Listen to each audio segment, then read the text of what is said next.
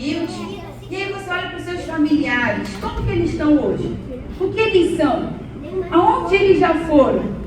Mas agora olha para você, que antes de tudo é templo do Espírito Santo. Antes de tudo existem rios de água viva que fluem dentro de você. O que Deus fez na sua vida? Aonde Deus já te levou? Quando a gente olha para trás, a gente fica impressionado. Poxa, eu já fui em Israel. Poxa, eu fui lá no Congresso Nacional. Nunca iria lá se não fosse esse ministério, se não fosse esse Jesus. Então, o que deve encher a nossa mente é essa pessoa. E mais especificamente, a gente vai falar da morte dele.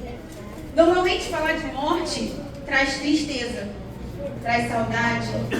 Às vezes você pode até pensar, por que eu não fiz isso? Por que eu não fiz aquilo?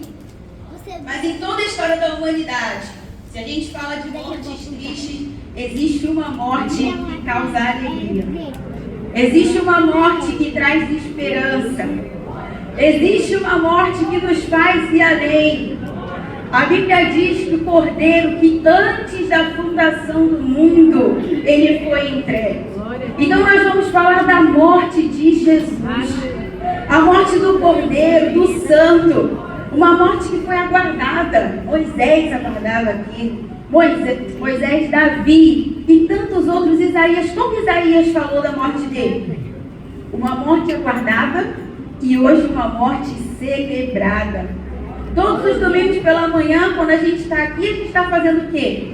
Celebrando que alguém morreu, mas ele ressuscitou. Ele não ficou naquele túmulo. A morte não conseguiu detê-lo. Então, quando a gente fala da morte de